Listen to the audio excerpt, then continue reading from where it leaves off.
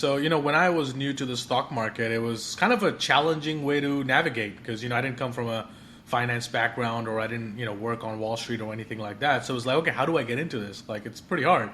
Nobody taught us this language. You graduate with a nice business degree, but you're like, they never taught anything about stock market, taxes, or investing, the main stuff that we really need to use these days. So, I spent a lot of money on like coaches, mentors, really like learning this craft. And then I had a lot of, pitfalls in the early career. Like I lost money my whole first year. So I was like, okay, how does this thing actually work? So when I finally figured that out,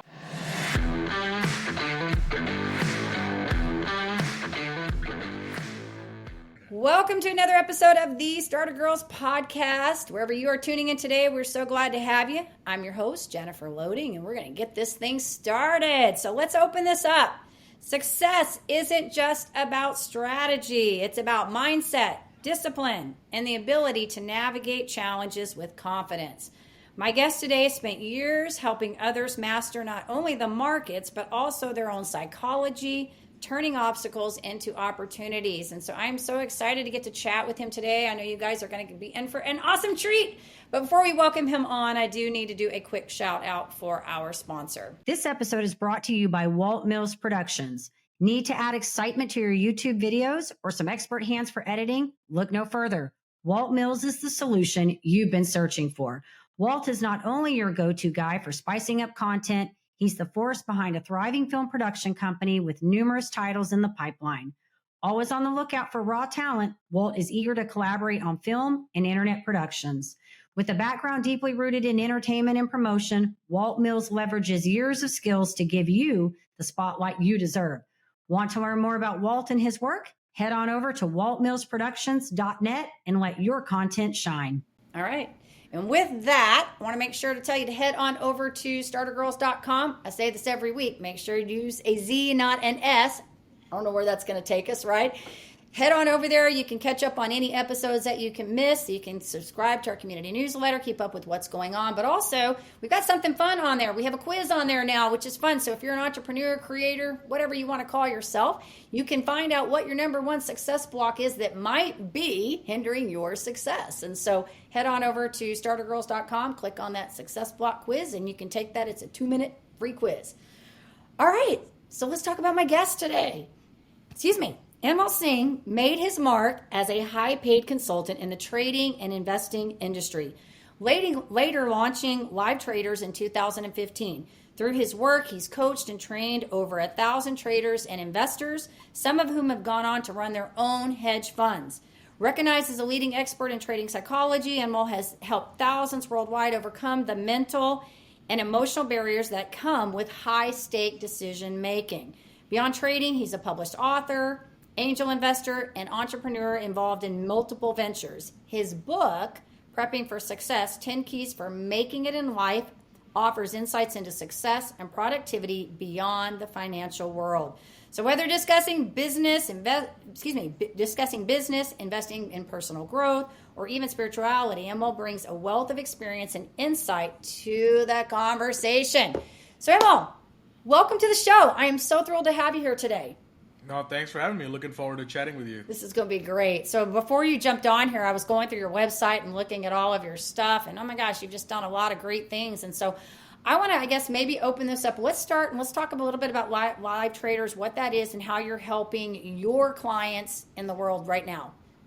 Definitely. So, when I was new to the stock market, it was kind of a challenging way to navigate because, I didn't come from a finance background or I didn't, work on Wall Street or anything like that. So it was like, okay, how do I get into this? Like, it's pretty hard.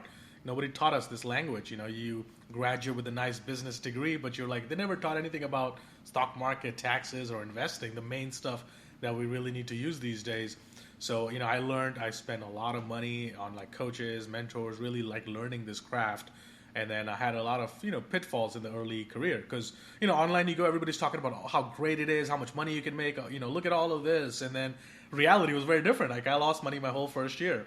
So I was like, okay, how does this thing actually work? So when I finally figured that out, and I've been doing it for 15 years now, about, 5 years into my career, I was like, I'm just going to put everything that I learned, like the way I learned it, like all the mistakes that I made, all the good things that I want to do, and let's create a curriculum that can help newer people who are coming into the stock market so they can learn how to do this themselves. So at Live Traders, we do coaching, mentoring, all that stuff. But then I do it live every day. So before even getting on with you, I would be trading live and I stream myself doing it. So win or lose, people get to see it in real time what's happening. And I think that's the best way to learn. So yeah, I try to mimic the environment that I learned under and like put it for online people so they can learn it as well. Yeah, no, and I agree. And I think that's what, you and I are doing similar things and different things, because obviously I'm not in investing and stuff, but I kind of share, I guess, resonate with what you're talking about when you learn from the mistakes and then you take that information and you help other people. Maybe you can curve it, shorten the learning curve for them just a tad by helping them pick up. I do think, as humans, we have to learn, we have to go through these things ourselves, right, to learn. And that's why you picked up on all of this stuff, because you went through and you realized, hey, what's not working, what is working, and you're able to share that. So I love it. I think that, when you walk the walk, you're able to talk about those things freely. So good for you on that. So Live Trader's been around since 2015, correct? Correct. Yeah, we started 2015, and now on the 10th year now. Yeah. Yeah, that's great. And so you guys have curriculum, and then you do live, and you have a book out as well. And I'm assuming the book is tied to this too. Yeah. So one of the things with trading and investing was it was the biggest personal development journey I've ever embarked on. When you're risking millions of dollars of your own money, you need strong psychology. Yeah. You need a strong mindset. Yeah. It could really affect you. Right. So I think a lot of the pitfalls with trading was not the learning part. I think learning, trading, investing, people can learn it in a week, right? But then can you get yourself to do it, right? Can you get yourself to follow through? When you're supposed to get out for a small loss, can you take that loss? Or are you going to hold on? Maybe the stock's going to come back. Maybe my crypto's going to come back, rather than just taking a small loss. And then same thing with the winning side. People, their stocks or their Bitcoins are going up, but they never sell it. They never take the profit. Right? And I think a lot of the pitfalls as traders, you realize that investing and trading is more about the psychology and the mindset. So it's kind of like the biggest personal development journey I've ever embarked on. So the book that I have, Prepping for Success, is nothing to do with trading or investing. It's all to do with the psychology and the mindset, which are universally applicable, whether you're an investor, you're an entrepreneur, you're running your own podcast, you're doing anything online, you're running a physical business. The success keys are pretty much universal across the board. So I wrote this book originally for myself, as notes to myself. Okay, here's the things that I need to do in my own life to achieve the success. And then when I actually went out and applied it, I got to the next level of my life, and I was like, okay, I need to put this in a book format, because it basically is just a book that I wish somebody gave me 20 years ago. Would have made life so much easier. Right. So I'm curious, because you mentioned early on, and I think this happens a lot with entrepreneurs, you think you're going to go one direction, you kind of sort of end up going somewhere else. And I'm sure when you started this journey, you had probably no idea that you would be training people at some point, right? You're in this. I'm curious to know, what led you to get into the investing to begin with? Did you go to school in this? Were you in a different, I studied accounting, oddly enough. I tell people that, and they're like, you studied accounting? I'm like, yeah. And then I switched into marketing, and here I'm doing, podcasting and coaching and other things, right? So I'm curious to know, your background, what brought you to the investing? Yeah, so this was the last thing I ever thought I would do. Growing up, I was horrible with numbers, horrible at math. So anything to do with numbers, it was not even in my radar of things that I'll end up doing. I went to college for business, just a regular business honors degree. And originally my idea was I just want to get a job. Because I grew up in an entrepreneur family, but then I saw the ups and downs. I was like, man, some great quarters, there's great months. My family's really happy. Some bad months in business, they're not happy. I was like, wouldn't it be better if I just get a job? I know what I'm going to make. There's no ups and downs. And that's what my original plan was. And out of college, I applied to a lot of different jobs, for BMW, marketing, all these kind of things. And I got through the interview stages, but I never really got the job.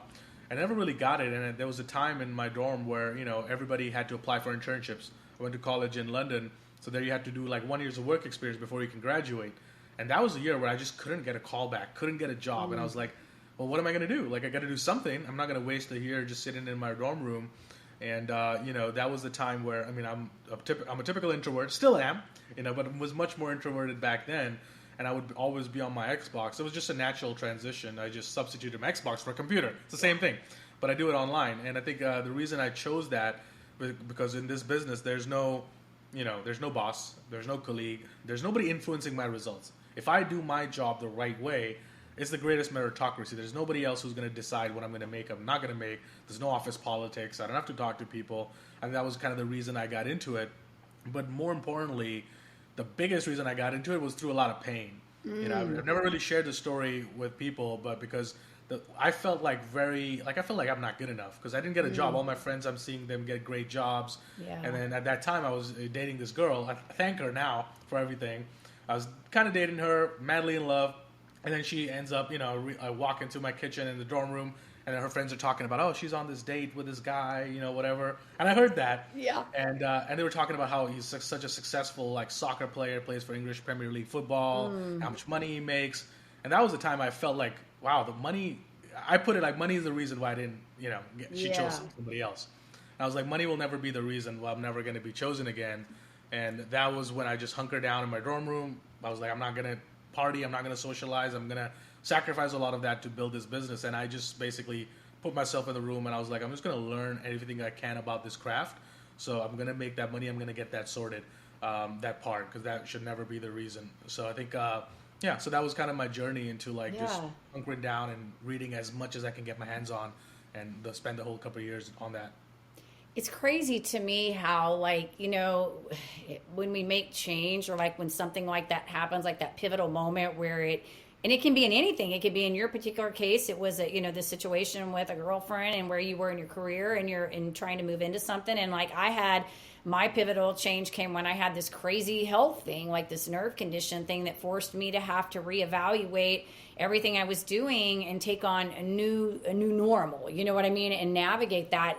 But your story is so completely different, but so oddly, it reminds me of somebody in a different way that came on one of my shows. It's like funny, I will tell you this, Anmol. I remember bits and pieces. I've done over 500 episodes between my shows, and it's crazy because I remember little pieces of everybody from the shows. And so right now I'm thinking about this kid. I say kid, he's young, but he's married and he's got I think a child, if it's a little girl, little boy, but he kind of grew up on the wrong side of the tracks, and he said he went, I don't know what this turning point was. I think maybe his father ended up in prison or something, but he went in and went on the internet and he was like, what is the best paying job? And he went into real estate. And this kid and his wife, they both got married very young. I'm talking like 16, 15, I don't know. They were young, had a kid.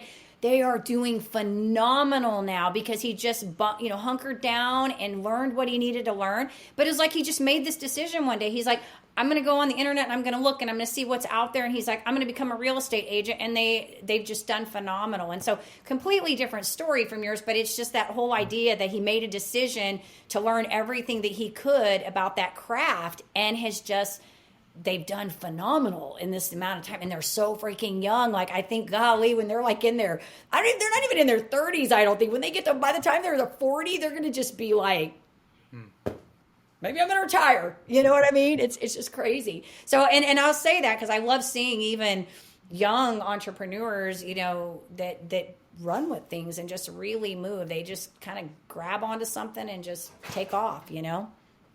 It's refreshing. No, definitely. And I think every successful person at some point has had some level of either adversity, either a health challenge, either relationships, or either something that... Or all of the above, right? Yeah, or all of the above, yeah. That pinches them enough to be like, you can do more. You're maybe not playing full out, but you're made for more. And I think those things teach us a lot about ourselves and give us perspective on things. And then in the moment, it feels like it's the worst thing ever. Right. But then looking back, you can attribute a lot of your success or where you're at now to a lot of those challenges. Mm-hmm. And I think those are important. But then you got at some point, you got to realize, okay, if you built your success through a lot of pain, at some point you got to let that go. Yeah. And I think I've in that journey of the last, I would say even recently, like 3-4 years of still carrying that, like what happened like 20-30 years ago and all the other experiences and like building money through a lot of pain. Like, I'm going to make this happen. I'm going to prove it to the world. And eventually you realize, unless you prove it to yourself, it doesn't matter. Any external validation can never get you there. So I think, once you do it for yourself, it's a whole different ball game. You achieve levels of success that you could never even imagine once you start doing it for yourself. Yeah. Well, and you touched upon something about the letting go of things, which I think is so huge because I think so often, especially for high achievers like us, right? And it's taken me a long time. I'm in my 50s now, so I can actually say that I feel like I've learned a few things. Some things, not everything. I'm still growing, but I feel like I've learned some things. And I will tell you that letting go is so huge, because when you get to a place where, let me just say this. Most times, like when I'm going to do something, I never tell people like I'm not scared, because I am. I think we're human and we're always afraid to do things that force us to step out of our comfort zone. But I always sort of go in with this mindset that what's the worst that's going to happen? I'm probably still going to learn something, even if it falls completely on the ground, and I got to pick, I'm still going to gain something, because you're going to either learn what not to do next time, maybe don't do that again, or you're going to pick up what you need to change for the next time. And so I think when we go in with that, embracing that mentality of it's okay, you're going to survive, and you're probably going to gain some knowledge. I think combine that with the letting go, I think you get better at both of those, right? The more you let go, the better you get at embracing. The more you embrace, the better you get at letting go. Exactly, because if your cup is all full, like you're not able to receive anything more, because your cup's full. Like you're full with all these thoughts, emotions, all these things. You're not open to achieving more. So at some time you got to empty that cup, so you're able to fill it up with the stuff that you do want, but sometimes you have to let go of the stuff that you don't want. So I think it's really important aspect of that. And yeah, sometimes it's like you realize things that you could have done better, but sometimes you realize also things that you did really well that I need to do more of. And I think that's a lot of what I focus my attention on these days. It's not about what I did wrong and all of that, but okay, what did I do right in this scenario, and how can I do more of that? I think focusing a lot on the strengths as opposed to weaknesses. But again, they both have their healthy place in when you do the self-awareness exercises. Yeah, self-awareness is good. You need to know what your weaknesses are. But yes, you're right. We want to focus on the stuff that you're really good at. I think it's good. Like I was telling somebody the other day, I like to talk about this whole idea of the difference between confidence and worth, right? Because I don't know about you, but I've said this on several episodes, so I know people that follow me are like, man, she talks about this stuff all the time, because I think it's so important. For so long, I associated self-worth and confidence as unanimous words. Like they meant the same thing, but they're very nuanced and they're different. And then I read this book, and in the first chapter of the book, she talked about the difference of those. And it was like, oh my gosh, I thought I knew everything. And then I had this light bulb moment go off, and I realized, no, they're very, very different, because for saying this for high achievers again, those of us who, especially if we're like perfectionists, I don't know about you, but I do not like to claim that I'm a perfectionist, because I am, and it makes me crazy. It makes me so mad. There's goods and bads in that. But for those of us that are like that, like we get hung up on, I forgot where I was going with this, Anmol. See, this is how my brain goes. Sometimes I get on a really good tangent and then I lose where I'm going with this. High achievers. I was talking about us high achievers getting so focused on our past. What was that? What were we talking about before this? Oh my goodness. We'll come back to it.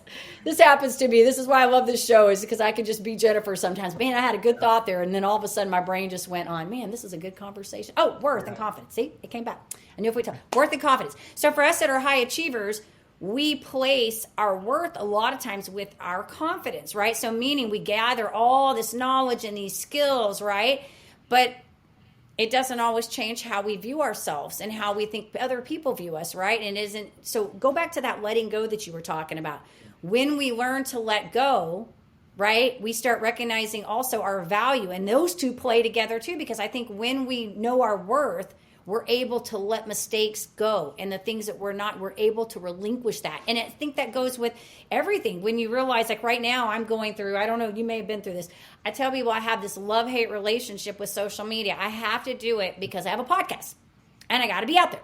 But like you, sometimes I want to be an introvert. I do not want everything out there. And if you go look my name up on the internet right now, you will find me everywhere. And sometimes I do not want it there. I just want to be alone, People are calling me all the time, right? And so I wrestle with this whole idea of being out there all the time. And I think what happens is, with us as being these creators and having to put all this work out there and being perfectionists, and we gather all this knowledge and we try to have everything together, right? And no amount of that really can replace the worth that we have in ourselves, right? And so I think when we have that, we're able to let go of all of these things, push all that stuff aside. And we also, going back to what I was saying about this social media thing, is that I'm having somebody help me work on that now, like help me take some of that over, because I'm realizing that I spend way too much time thinking this through. Too many hours going, this isn't good enough. This doesn't look right. We got to change this. They're like, don't overthink it. Stop overthinking it, right? But I recognize that that's not an area that I have a strength in. But it doesn't have anything to do with my worth. I don't care. I don't care that I have a strength. I don't care. Somebody can take it. If they can do better than me, have at it. Take it away from me. Do it.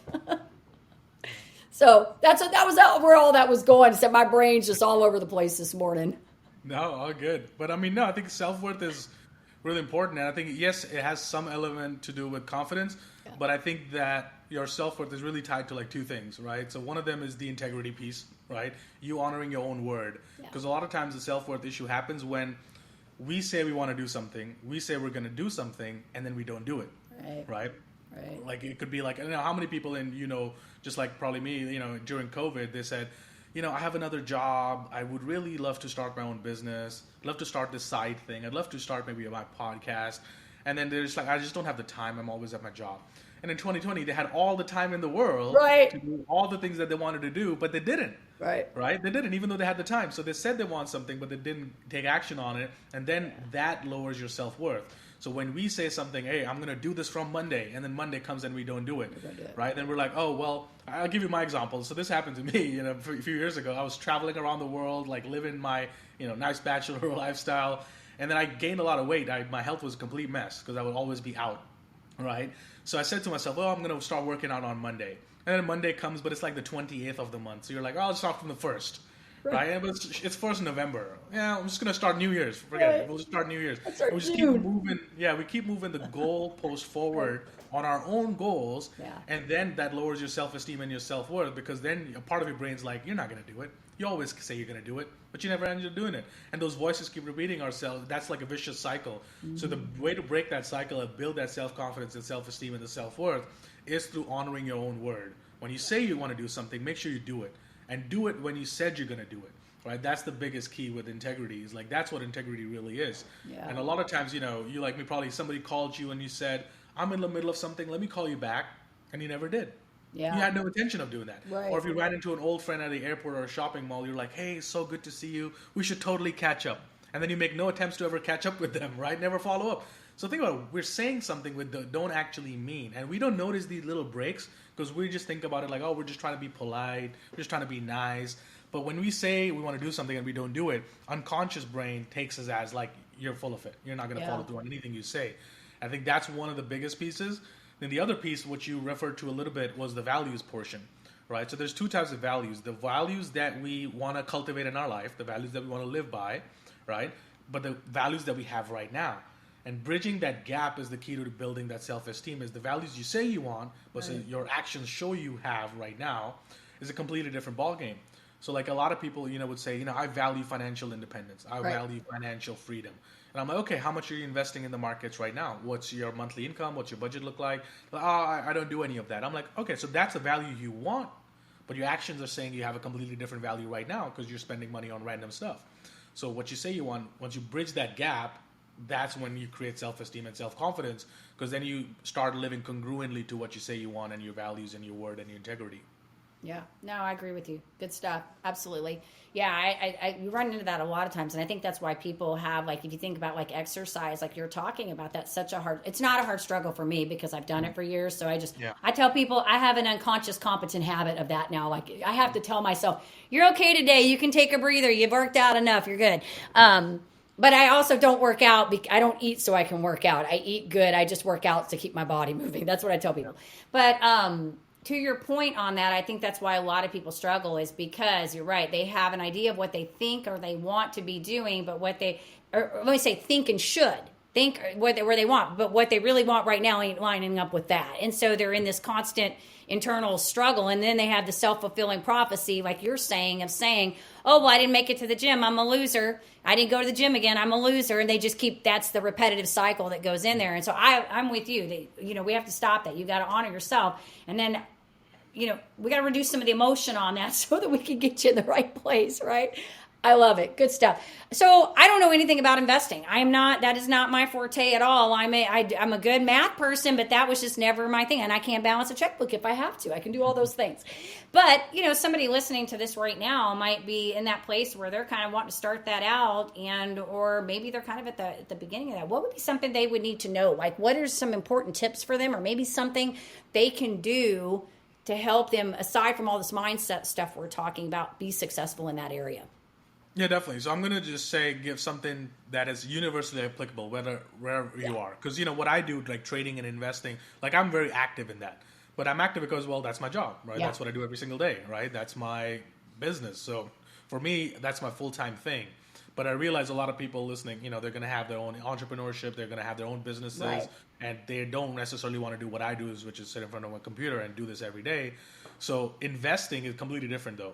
Right, trading is what we're doing in and out every day. That's like a full-time thing. Gotcha. If you want to do investing, that's something anybody can do, which is basically a rule of thumb to follow is like you take the money that's coming into your account, whether from your job, whether from your business, whatever sources your money is coming in. And then first thing that I suggest people to do is take 40% and just put it aside as soon as the money comes in. Now, at least your taxes are taken care of. You never have to worry about that again. Right? So now you have 50 or 60% remaining. Right, so now first you pay all your bills, pay all the expenses, rent, whatever you have, mortgage, pay all of that, and then technically whatever's left over, a percentage of that should automatically be invested into the stock market without you even looking at it. And I'm not even saying pick individual stocks. Like don't pick like, oh, I'm going to buy this stock that I read about online. That's all gambling. Or I'm just going to buy this random stock. Again, that's gambling because you could buy the greatest stock in the world, but if you bought it at the wrong price, it doesn't matter. Right, so the key is just to put your money in the S&P 500 or the NASDAQ or just like using a total market index fund like Vanguard Index Fund, VTI, VOO. All of these are available on your brokerage account. You don't need a financial advisor. You can do it yourself. Now, if you do that, typically you're going to get about 10% is the average you're going to get over the course of 10 years, which basically means your money is going to double every 6 to 7 years by you doing nothing at all. You're not even looking at the stocks. You don't even have to look at what the stock market's at. Money comes into your account, take 10% of that, automatically invest in the markets, do that as a discipline every single month, and then over the course of 6-7 years, your money is going to double. And now, what happens after 6 years, right? Now you're going to double on the increased amount. And the compounding happens really fast that people don't even think where they're going to be 20, 30 years from now, right? And people always worry about the short-term gyrations. Right. But what about the markets now? It's going to be recession, this new administration. There's always going to be something to keep you away from investing. Yeah. Before it was like, oh, but what about the election? But what about the Russia war? What about the Ukraine war? What about Palestine? What about the Greece debt crisis? There's always going to be some reason to get you to not invest. But if you take a look, the market's never been higher than where it was. It's always higher than where it was the last 10 years, every single time, right? Sure, it's going to have a short-term downturn. It's going to have a short-term pullbacks. But every 10 years, the market's higher than where it was the last 10 years.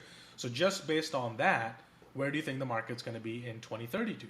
Where are you going to be 2042? Much higher, regardless of where we're going down recently. So if you do that every month, you set up a discipline, you're going to be really, really happy, right? Because inflation is roughly about 6%. So even if you're earning 4.5% in your bank account, you're still losing 1.5% to 2% every single year. And you have to get ahead of inflation because what a dollar was worth in 1970s is worth 10 cents now. Yeah. You're going to need $4.81 of today's money to get what you could buy for $1 back in 1970. So again, dollar is going to continue to lose value over the next 10, 20, 30 years. So the only way you could beat that is by investing in the stock market, right? So I think since 1970s, the stock market's up like 65,000%. Okay. Yeah. So, and we've gone through everything. We've gone through the COVID crash. Right. We're much higher than even the COVID crash. So markets are designed in a way to always go up in the long run. Not in a smooth up line, but they're always going to go up. So I think that is one thing that anybody can start without even needing any more information. You don't need more information. You just need to take action.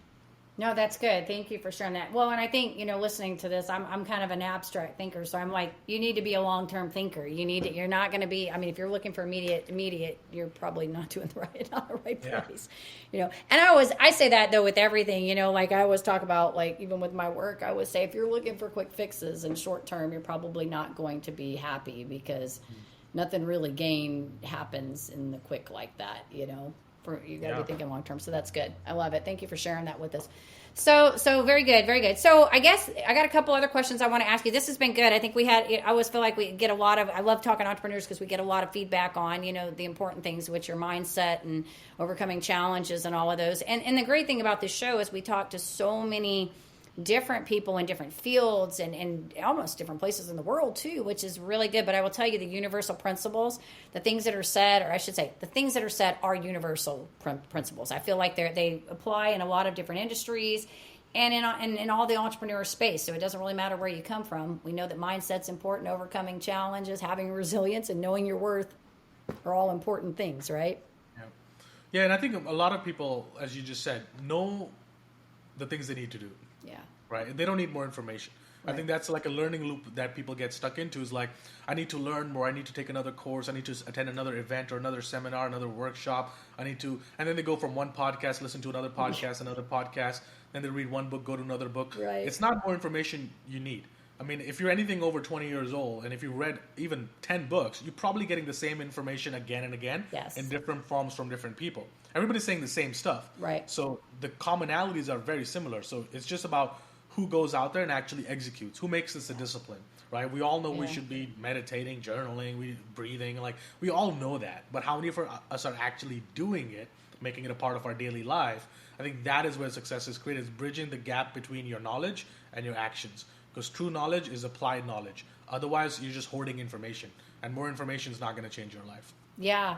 You know what? It's so good. I like that you said that last part about the applied knowledge. You know, I heard something. It has nothing to do with this, but I was in Mary Kay for 20-something years. And when I first started in that company, I told people I was both introverted and shy, a very painful combination, because when you're shy and you're introverted, And so I realized that a lot of my shyness came, like I wasn't shy when I was young, but then I became very shy, and I was like that for a really long time. And I'm grateful for Mary Kay because it taught me how to pull myself out of that. I wouldn't even be able, to do what I'm doing today with all of this. But my brain is just like a goofy cell today, I tell you, because every time I have a good point to tell you, it like goes into another tangent onto another conversation today. I think it's just my energy. No, your energy is good. My brain needs sleep, I think, is what it is. I think I haven't had enough sleep the last few days. It's going stupid on me. But I don't know where I was going with that. But I learned great leadership skills in there, and I learned how to get in front of people and talk. And I think everything you said today was amazing. It's on point, and people needed to hear it. I do want to ask you a couple fun questions, and that thought may come back to me. I would love to ask you, because you mentioned you were talking about meditation, all those things. You kind of threw some of those things in there, and those are all things that I'm versed in. I would love to know, like, what is the one main morning thing that you feel like is like just kicks your day off? It's like the most important thing you do to get the day started. I think my morning routine is not as good as my evening routine, right? My evening routine actually determines and sets me up for success. So I love it. You're making sure, I got to get good sleep, right? That's really important for me because I can see the difference. Or because you need to get a brain like mine today. Yeah, I have worse. So when I get 7-8 hours versus I get 4 or 5 hours, it's a complete difference in how my day goes. So I think that's the biggest thing. But the second thing is like a reflection practice I do in the evening. So I have a journal, right? At the end of the day, I just write down, okay, what's something that went great today? So I try to get into gratitude at the end of the night. What went well today? And then I write, okay, what could I have done better today? Right? So that's reflection portion.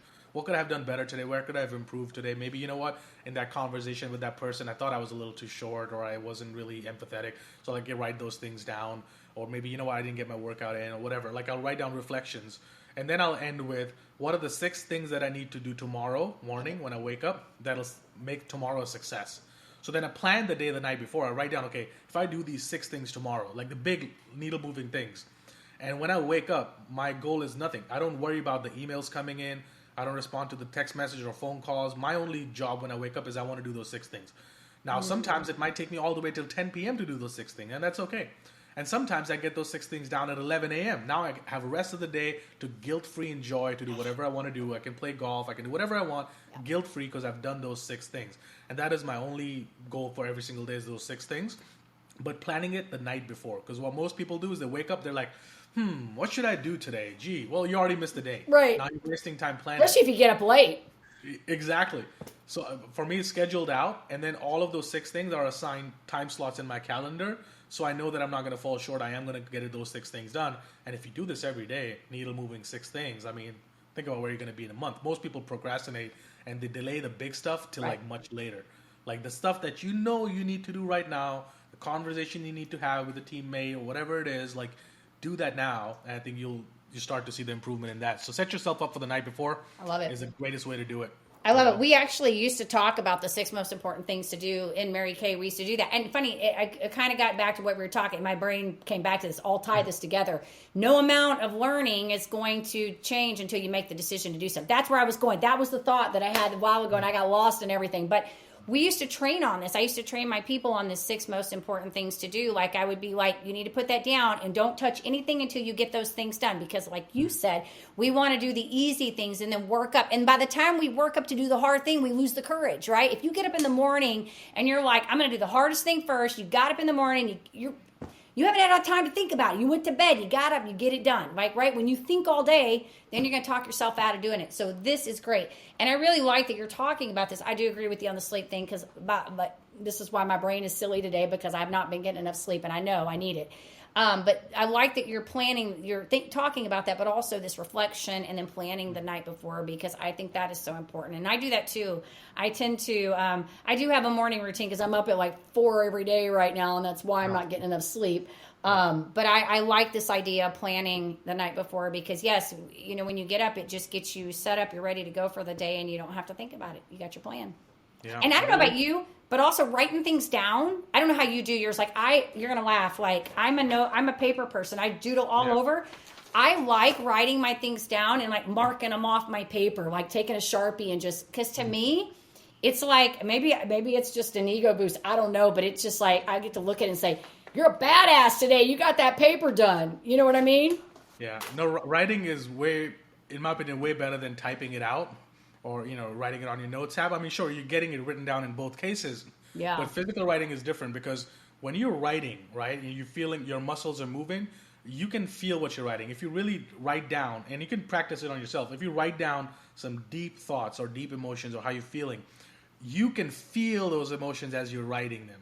Yeah. When you type it out, you don't feel it. So there's some connection between obviously our muscles, our brain, and us writing and feeling that. And then also spiritually, I think about it like, think about it. We had an idea in our head, right? It was just an idea. And now we wrote it on paper. So technically we have a physical manifestation of what was once an idea. Now we have a physical manifestation of it in the physical world, right? That's step 1 of manifesting. Because if you're typing it out, it's still an idea in the ether and online, in the cloud or whatever. But bringing that into physical is step 1 of manifestation. So I think writing it down is absolutely key. And yeah, I write mine down every morning. I have the physical journal every morning, every evening. I'll write down. It takes less than 2 minutes. And now not only do you feel it, you connect that brain pattern with your thoughts, but then more importantly, you're now just brought an idea in a physical manifestation of that on paper. Now it's just like, okay, once you have that physical manifestation, let's break down what I've written down into smaller, chunkable, actionable steps. And that is how you actually manifest what you want to do. It's not just thinking and hoping it's going to come. It's not going to come. No. Right? You write down and you take action on that. And now technically you will end up manifesting what was once just an idea. Yeah, and I think of this kind of like, you balance your checkbook, however you balance your finances, right? If you don't look at it, you have no idea what you got going on. You have no idea what money you have. You don't know what's going out the door. You don't know what's coming in. And if you just hope for money to pop in, you're dreaming, right? Like you don't even know what's going on. I think of this the same way. You're setting yourself up for success. And if you're not taking the time to actually pay attention to what you want and what you need to be doing, then you're just kind of, you're like the blind leading the blind. You're hoping for things that are going to happen, right? So all good stuff. Thank you for sharing all that. This is all things that I do. I feel like they're important to do. I've talked about gratitude journals and affirmations and all of those things. So I'm glad that you're doing all that. And that's why you're successful, because you're doing the success habits. I would love one last question I want to ask you before we type this up, figure out where to find you. I'd love to know, like, what is the best piece of advice you've ever gotten? Probably gotten a lot. Huh? Yeah, probably. Best piece of advice. I mean, I think the most important one is, 2 things that we've kind of already touched upon is like, A, it's not more information you need. Stop trying to learn more, right? Because again, gratitude, journaling, meditation, we all heard that for like years. Right. But like, how do we make that a part of our life? How do we actually apply it so that we don't know about success, but we actually be the success that we've read about, right? So I think that's the key. And then that only comes with following through on your own word, with the integrity portion, right? So just notice in your life, all the listeners, notice in your life what's something that you said you want to do or you said you're going to do and that hasn't come into fruition. And tie that back as you do the self-reflection. You're going to notice that the action steps were never taken. You never followed through on your own word. So it was just an idea. Yeah. So first, take all your ideas, write them down on a paper. Now we've manifested it, step 1. Now you take those ideas and chunk it down into smaller actionable goals as a form of 6 things that I need to do tomorrow, right? And don't think about like this big mountain that I have to achieve. Oh, I want to make $20 million. Okay, how do I make 100,000 next quarter? How do I chunk them all the way down and just start hitting those smaller goals? Because here's the thing, like if you look at this, let's say we're in dark alley somewhere, the outcome, the destination that we want to get to is always going to be not clear because it's dark. We can't see the final destination point. Right. But every single time, no matter how dark it is, you can see the next step. Right. You might not see the whole path, but you're going to see the next step. So just focus on taking the next step and the next step and the next step, and you're going to see that path come to fruition as you walk along that path. So I think that's the best advice I would give people, is to sit with yourself, do some self-reflection, and brutal honesty, right? And when you notice that something you said you're going to do something, but it didn't come to fruition, you didn't take action on that, don't apologize for it. Don't say, I'll do it next time. No. What are we putting in place to ensure that doesn't happen again? Yeah. If there's a break in integrity, what are we putting in place to ensure it doesn't happen again? So with my team, they say, okay, we're going to get this thing, we're working on this, webinar, whatever we're going to do, we're going to get this ready by, April 10th. And now it's April 10th, let's say they didn't get it done. They know that they should never apologize and say, oh, sorry, we didn't get it done on time on this deadline. They will say, okay, here's a new deadline, and what I'm putting in place now is this to ensure that doesn't happen again so we can meet the deadline. So once you think in that form, kind of like what Carol Dweck talks about in her book Mindset, it's not about what happened, what went wrong. Okay, what are we going to do about it now? How are we going to fix it? Like training your mind to think in that way will get you all the success that you ever dreamt of. Yeah, I know. I love it. There's a lot of good stuff there. I was thinking my brain was going like ping all over the place listening to all of that. And I agree with you on all of it. I think as I was listening to you talking about like implementing these habits, I know for me personally, like I have to get set up on the process. Yes, we want to think about what the end result is, but I don't like to get hung up on the end result. I'm much more effective being consistent. So if and that's the way I tell people is that you find that one thing that you can do consistently and do that for a little while, and then you can build. Because when you and I are sitting here talking, we're talking about gratitude, so the 6 most important things to do, and all these things, exercise, all these things that you and I are meditation, breathe, all these things. I know what you're talking about because I do all this stuff. This is stuff we do every day, and we don't think anything of it anymore because we're conditioned to do it. But we probably weren't there. We had to work up to that, right? And so I always tell people when they look at people like you or myself or other successful people that are implementing all these things, don't try to take all that on at one time because you're not going to succeed. You need to figure out the 1 or 2 things that you can do consistently, right, over time, and focus on that process, and then the outcome will happen. You want to look at the big goals. We don't want to not have goals. But if you stay consistent, I used to say this in Mary Kay all the time, you're not going to fail if you keep moving. If you keep moving, you will not fail. You have to keep going. You fail when you stop. Right? And that was the biggest thing I had to learn every time I was working, because I was in sales, is that I would have these crash and burns where I would go really hard and then I'd have the success and I'd stop, and guess what happens? Another 2 weeks to build back up again. We've all been there, right? And here we go again. Another 2 weeks in the valley. Then we're back up, got the success again, then I'm overwhelmed, and then I stop.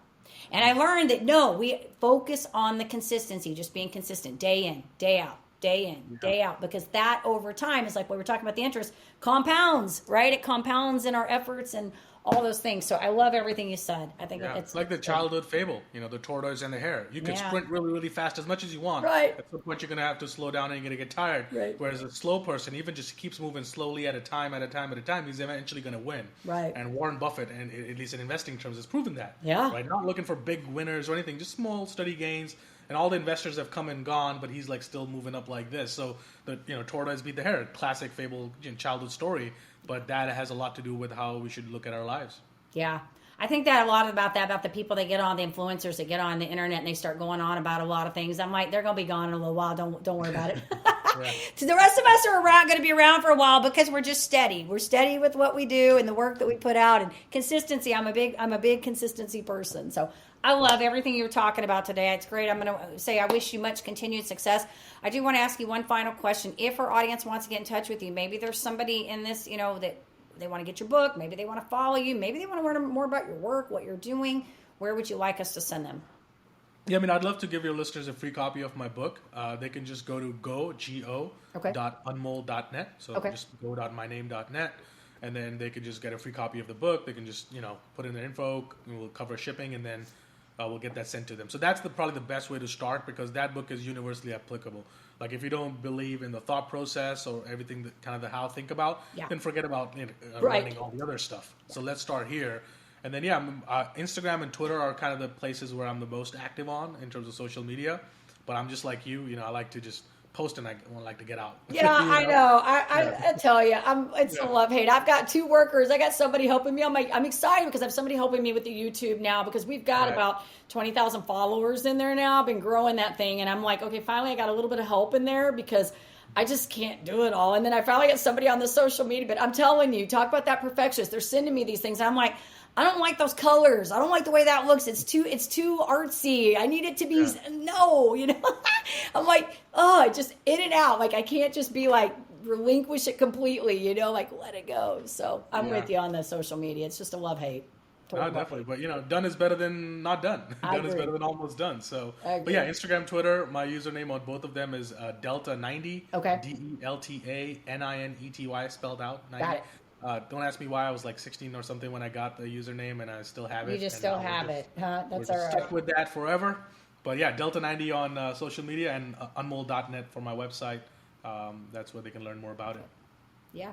We'll make sure when we get the show notes together that we get some content in there so people know how to find. We'll get you tagged, all those good things. So This has been awesome. I want to tell you thanks for your time. I appreciate it. I know you're busy and all the information and the knowledge. You sent a lot of takeaways from this. So hopefully, somebody listening to this will be inspired and make some good decisions, right?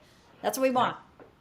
100%. Absolutely. And yeah, they should stop listening to the next podcast and just act on all the stuff that you and I just talked about today. Yeah. You can keep listening. Just act on it. Don't just listen forever, right? That's what we want, right? We want you to listen to those shows if they inspire you and they motivate you, but definitely act on it because it doesn't do any good if you just keep soaking it in and not putting it out there. So, with you. All right. And of course, to our audience, we appreciate you. Thank you for tuning in today. We hope you found this episode both inspiring and informative. And I'll say thanks for putting up with my silly brain today because Jennifer definitely needs to get some extra sleep and heed her own words. And of course, do all the things that we tell you to do, right? Share, like, comment so we can keep spreading all this fabulous content out there. And as I always say, in order to live the extraordinary, you must start. And every start begins with a decision. You guys take care, be safe, be kind to one another, and we will see you next time.